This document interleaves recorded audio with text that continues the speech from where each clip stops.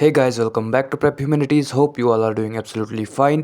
आज के इस वीडियो सेशन में हम BA third sem political science major minor NEP का जो है यूनिट फर्स्ट स्टार्ट करने जा रहे हैं और इसका टॉपिक 1 हम स्टार्ट करने जा रहे हैं। पहले टॉपिक का जो टाइटल है वो है growth of international relations as a discipline. So हम ये नई सीरीज़ स्टार्ट करने जा रहे हैं। इसके रिगार्डिंग हम एक प्लेलिस्ट भी बनाएंगे, वो आप चेक कर लेना। वहाँ पर जो है आपको जो है न्यू लेक्चर्स अपडेट होते रहेंगे और इस सीरीज़ को हम कंटिन्यू करेंगे थर्ड सेमेस्टर वालों के लिए। सो चलिए बिना किसी देरी के आज का ये वीडियो सेशन जो है इसे हम स्टार्ट करते हैं।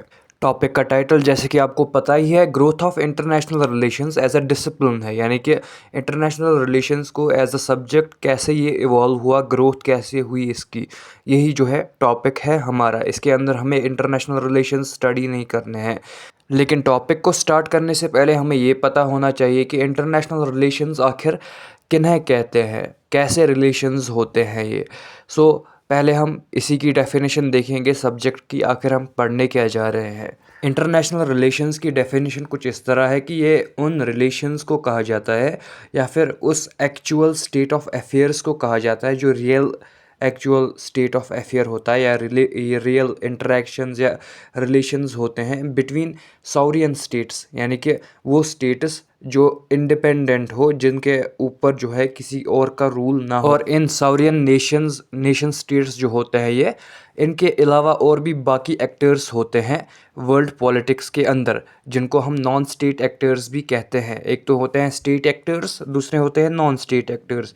स्टेट एक्टर्स में आते हैं डिफरेंट स्टेट्स मतलब जो भी किसी भी स्टेट की गवर्नमेंट्स होती हैं वही उनको लीड करती है उन स्टेट्स को। और नॉन स्टेट एक्टर्स में आते हैं जैसे कि टेररिस्ट्स आते हैं, टेररिस्ट ग्रुप्स, और इसके साथ साथ जो है इंटरनेशनल ऑर्गेनाइजेशंस एक्स्ट्रा, ऐसी चीज़ें जो है नॉन स्टेट एक्टर्स के अंदर आती हैं। इंटरनेशनल रिलेशंस के अंदर जो है डिफरेंट स्टेट्स और नॉन स्टेट एक्टर्स के दरमियान जो है कोऑपरेशन हो सकता है, कॉन्फ्लिक्ट हो सकता है, या फिर डिप्लोमेसी हो सकती है। वॉर के थ्रू जो है ये रिलेशंस बनाए जाते हैं, या फिर जो है डिफ़ाइन होते हैं, या फिर ट्रेड के थ्रू डिफ़ाइन होते हैं। कल्चरल एक्सचेंज एक्स्ट्रा जैसे टूल्स हैं, इनके थ्रू जो है इंटरेक्शंस होते रहते हैं डिफरेंट स्टेट्स और डिफरेंट कंट्रीज़ के दरमियान। एग्जाम्पल के तौर पर आप देख सकते हो कि जो इंटरनेशनल इंटरेक्शंस होते हैं बिटवीन इंडिया एंड यूरोप, जो रिसेंटली डिप्लोमेटिक नेगोशिएशंस हुए, इसी तरीके के इंटरेक्शंस को जो है इंटरनेशनल रिलेशंस कहा जाता है।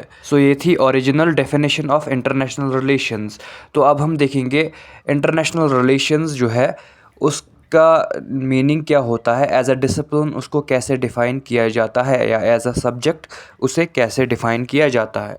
As a discipline international relations को जो है डिफ़ाइन किया जाता है कि ये जो है सिस्टमैटिक और साइंटिफिक स्टडी होती है उन रिलेशंस की, जो रिलेशंस होते हैं बिटवीन द स्टेट्स, या फिर between international organisations and states, या फिर नॉन स्टेट एक्टर्स भी इनके अंदर आते हैं, और ग्लोबल इश्यूज़ जो है वो भी जो है इनके अंदर जो है स्टडी किए जाते हैं।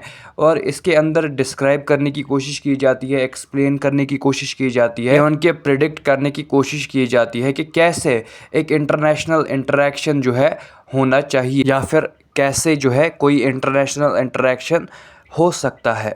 हार्टमैन जो है उन्होंने डिफ़ाइन किया है, बेस्ट तरीके से डिफ़ाइन किया है इंटरनेशनल रिलेशंस को एज अ सब्जेक्ट या एज अ डिसिप्लिन। उनका यही कहना है कि इंटरनेशनल रिलेशंस जो है ये स्टडी है उन प्रोसेसेस की, यानी कि इसके अंदर, इस सब्जेक्ट के अंदर हम स्टडी करते हैं उन प्रोसेसेस को, जिन प्रोसेसेस से जो है स्टेट्स जो है वो एडजस्ट करते हैं अपने नेशनल इंटरेस्ट को to those of other states, यानी कि वो जो है दूसरे स्टेट्स के साथ इंटरेक्शन करते हुए जो है अपने नेशनल इंटरेस्ट को कैसे एडजस्ट करते हैं, उसी को स्टडी जो करते हैं ना हम, उसी को इंटरनेशनल रिलेशंस कहा जाता है। नेशनल इंटरेस्ट क्या है वो हम आगे आने वाले लेक्चर्स के अंदर डिस्कस डिटेल में करेंगे। For now let's move on to the actual topic, growth of IR as a discipline.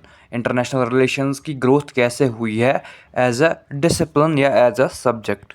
International relations की टर्म जो है वो सबसे पहले कॉइन की थी जेरेमी बेंथम ने। उन्होंने ये यूज़ की थी ये वाली टर्म सबसे पहले, इंटरनेशनल, इन 18th सेंचुरी जो है उन्होंने ये यूज़ की थी।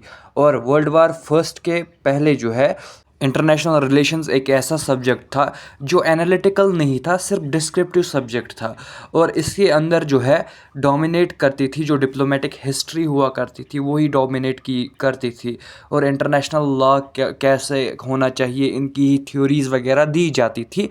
और प्रैक्टिकली या फिर एनालिटिकली जो है इसके अंदर स्टडी नहीं होती थी इंटरनेशनल रिलेशंस के अंदर। इंटरनेशनल रिलेशंस का जो इंस्टीट्यूशनल बर्थ था एज अ डिसिप्लिन, तो वो हुआ था 1919 के अंदर।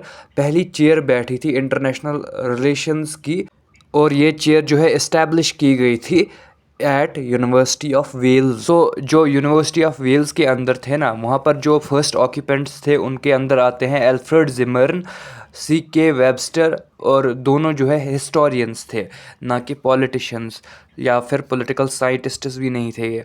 सो ये हिस्टोरियंस थे, इन्होंने जो है इस डिसिप्लिन को जो है चेयर किया था। और इसका एम ये था कि ये जो है प्रिवेंट करना चाहते थे वॉर को through systematic study of international cooperation. इसके बाद जो इंटर वॉर पीरियड होता है जो 1919 से 1939 तक चलता है, वर्ल्ड वार फर्स्ट लड़ा जाता है, उसको कंक्लूड करने के बाद लीग ऑफ नेशंस बनाया जाता है। ये एक ऐसा लीग था जिसमें डिफरेंट नेशंस आए, और उन्होंने जो है ये लीग ऑफ नेशंस बनाया ताकि पूरी दुनिया के अंदर जो है वर्ल्ड स्टेज पर जो है पीस कायम किया जाए। इसके अंदर कलेक्टिव सिक्योरिटी की बात की गई और पीस स्टडीज़ वगैरह कंडक्ट कराई गई थी। और फिर दूसरा वर्ल्ड वार होता है, वर्ल्ड वार सेकंड, जिसके पहले जो है जो लीग ऑफ नेशंस जो है वो कोलैप्स कर जाता है और टोटली फेल हो जाता है। फिर वर्ल्ड वार सेकंड हो जाता है, और वर्ल्ड वार सेकंड के बाद जो है फिर कोल्ड वार वगैरह चलने लग जाता है। वर्ल्ड वार सेकंड के बाद जो है हमें ट्रांसफॉर्मेशन देखने को मिलती है इंटरनेशनल रिलेशंस वाले सब्जेक्ट के अंदर। और आफ्टर 1945 तो हमें क्या देखने को मिलता है, जो ये डिसिप्लिन है वो बहुत ज़्यादा रैपिडली इवॉल्व होने लगता है। सो इस पर आपको क्वेश्चन भी आ सकता है कि वर्ल्ड वार सेकंड के बाद कैसे जो है इंटरनेशनल रिलेशंस इवॉल्व होने लगा। सो उसी के रीजंस अब हम डिस्कस करेंगे कि कैसे और क्यों जो है ये डिसिप्लिन रैपिडली इवॉल्व होने लगा।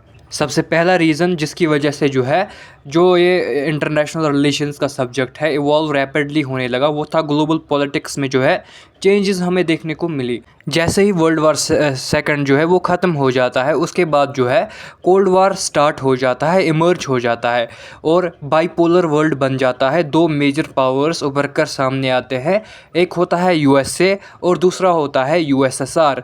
सो USA एंड USSR दोनों जो है उभर कर सामने आते हैं। इससे भी इंटरनेशनल रिलेशंस में जो है बहुत सारी चेंजेस हमें देखने को मिलते हैं। दूसरी वजह या फिर दूसरी चेंज जो हमें देखने को मिलती है इंटरनेशनल रिलेशंस में वो है डीकॉलोनाइजेशन।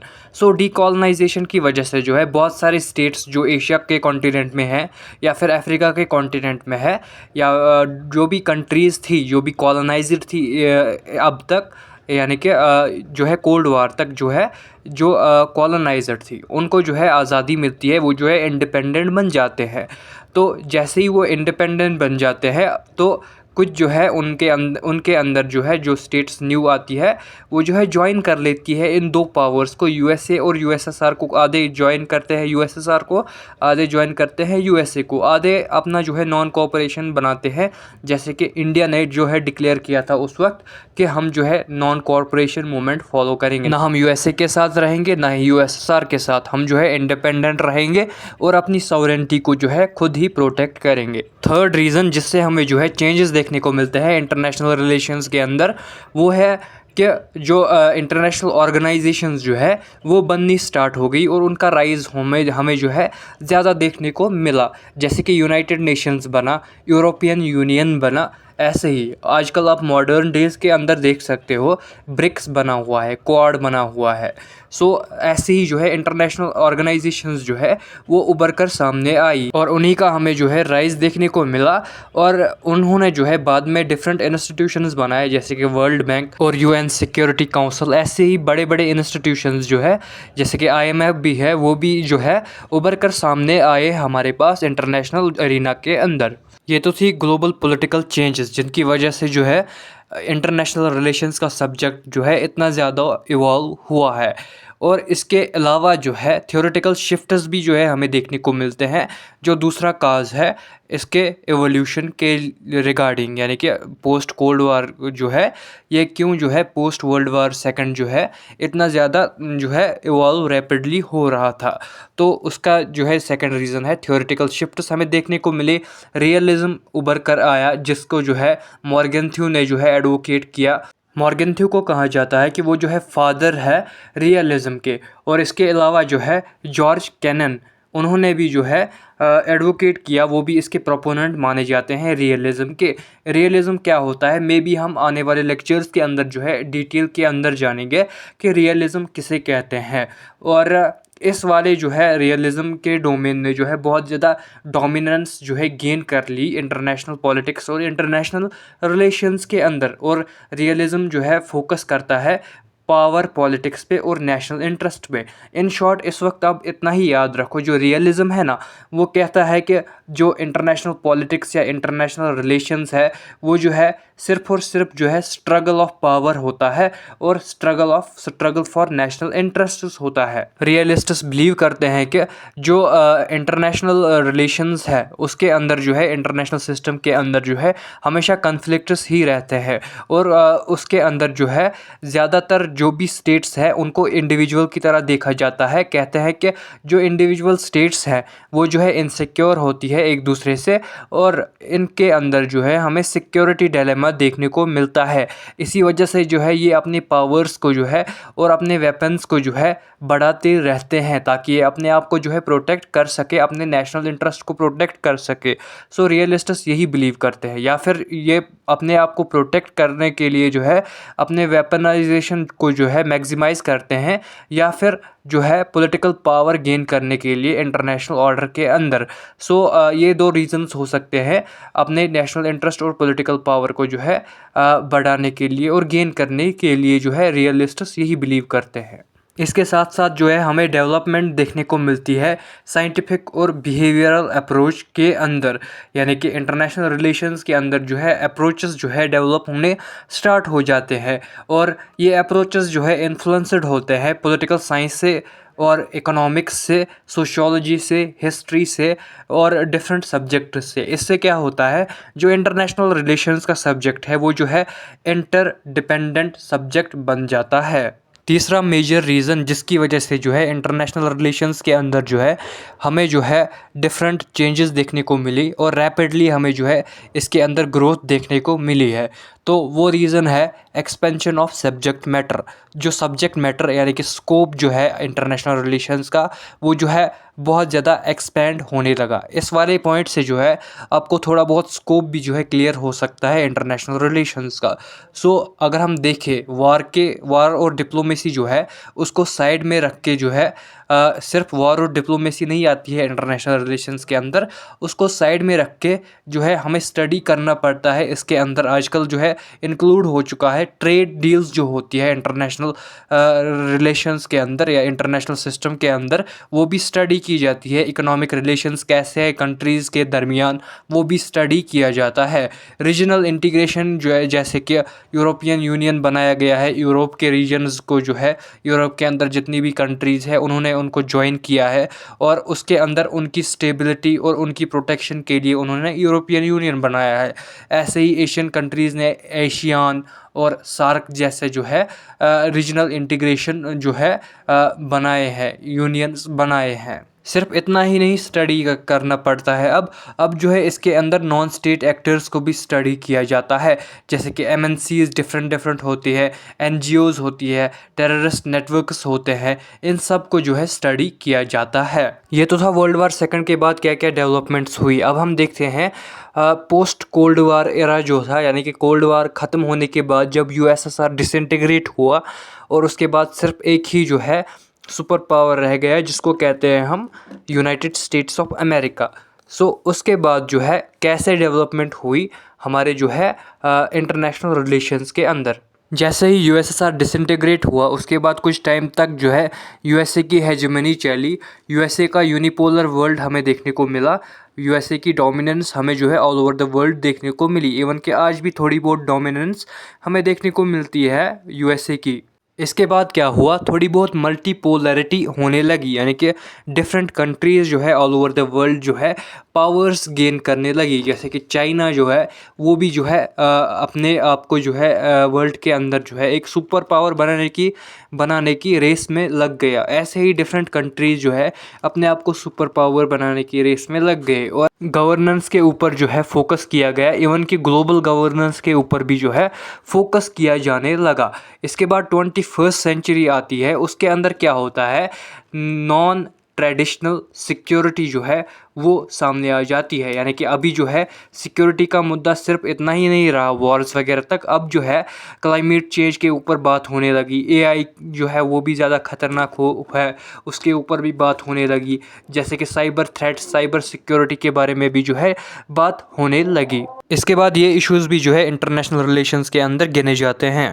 तो कंक्लूड वी कैन से कि जो इंटरनेशनल रिलेशंस का सब्जेक्ट है उसकी ग्रोथ जो है वो शेप हुई है जो भी वॉर्स हुए हैं, वर्ल्ड वार्स वगैरह, और पॉलिटिकल ट्रांसफॉर्मेशंस जो हमें देखने को मिलती हैं पॉलिटिकल थ्योरीज़ के अंदर भी और पॉलिटिकल डायनामिक्स के अंदर भी। इसके साथ साथ जो टेक्नोलॉजिकल एडवांसमेंट्स हुई है वेपनाइजेशंस के अंदर, इसके अलावा जो है जो ग्लोबल चैलेंजेस फेस करने पड़ते हैं, ग्लोबल क्राइसिस वगैरह फेस करने पड़ते हैं, उन सब चीज़ों से जो है इवॉल्व हुई है हमारा इंटरनेशनल रिलेशंस का सब्जेक्ट। और आजकल की डेट में अगर हम देखें, इंटरनेशनल रिलेशन जो है वो एक इम्पॉर्टेंट जो है सब्जेक्ट बन चुका है, जिससे जो है हमें अंडरस्टैंड हो सकता है और हम एड्रेस कर सकते हैं कुछ कॉम्प्लेक्स इश्यूज़ को। जैसे कि जियोपॉलिटिकल राइवलरीज़ जो आजकल चल रही है, फॉर एग्ज़ाम्पल जो है ईरान इसराइल वॉर, ऐसे ही जो है रशिया यूक्रेन वॉर। सो ऐसे ही वॉर्स को जो है कॉम्प्लेक्स जियोपॉलिटिकल राइवलरीज़ जो होती है, इनको समझने में जो है हमें इनको अंडरस्टैंड कराती है इंटरनेशनल रिलेशंस का सब्जेक्ट। हमें जो है अच्छे से इनको जो है अंडरस्टैंड कराता है। और जो इंटरनेशनल ट्रेड डिस्प्यूट्स होते हैं, जैसे कि रिसेंटली आप देख सकते हो ट्रंप का टैरिफ वार, वो भी जो है हम आराम से जो है अंडरस्टैंड कर पाते हैं इंटरनेशनल रिलेशंस की वजह से। क्लाइमेट चेंज जैसे इश्यूज़ या फिर जो है ट्रांसनेशनल टेररिज्म जैसे इश्यूज़, वो सब जो है हम आराम से अंडरस्टैंड कर पाते हैं। उसके लिए इंटरनेशनल रिलेशंस का सब्जेक्ट जो है होना ज़रूरी है। और इंटरनेशनल रिलेशंस के सब्जेक्ट ने जो है अपनी मेथडोलॉजीज़ और अपनी टेक्निक्स जो है अब जो है इवॉल्व कर ली है, जिनसे वो जो है अपने तरीके से एनालाइज करती है ग्लोबल पॉलिटिक्स को, इंटरनेशनल रिलेशंस को, in the international world order. So आज के इस सेशन में इतना ही। उम्मीद है आपको हमारा सेशन जो है वो पसंद आया होगा। अगर पसंद आया हो तो लाइक शेयर एंड सब्सक्राइब करना ना भूलिएगा। Thank you so much for watching this video till the end best of luck for your exams.